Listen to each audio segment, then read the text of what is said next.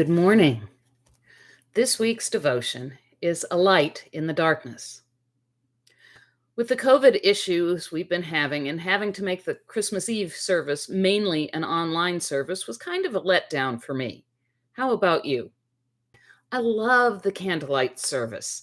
Just having to imagine that those worshiping from home had candles just somehow wasn't the same. When I was a youth and children's pastor, I often had all of the children come up to help me light the Christ candle. So the Advent candle lighting actually became the time for children and youth. I would read John 1 through 4, and talk about Jesus being the light. So listen with me to John 1 through 4. In the beginning was the Word, and the Word was with God, and the Word was God. He was in the beginning with God, and all things came into being through him, and without him not one thing came into being. What has come into being in him was life, and the life was the light of all people. The light shines in the darkness, and the darkness did not overcome it. I had also planned this past Christmas Eve to use the Candlelighting Liturgy used by Dr. Bob, whom I served with at Tuscaloosa. I always found it so very powerful. We would go up the aisle, passing the light of Christ to the congregation. Then before we would sing Silent Night, Dr. Bob would ask them to sit and hold the candles down in their laps. He would point out that holding the light like that, the room was still in darkness.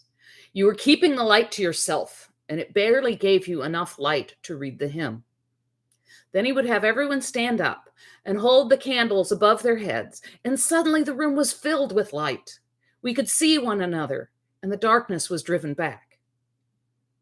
The point is that we all have the light of Christ within us.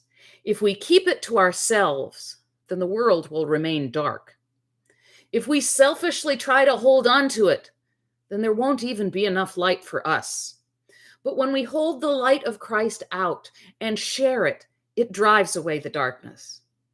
Jesus' light was meant for everyone. We are called to share it. Our world can seem pretty dark at some times. There is prejudice and hatred and violence. People often treat others like they aren't worth their time. There's so much selfishness. People want to hold on to their stuff and stand up for their own rights. They don't care if they hurt or inconvenience or even oppress others, as long as they get what they want.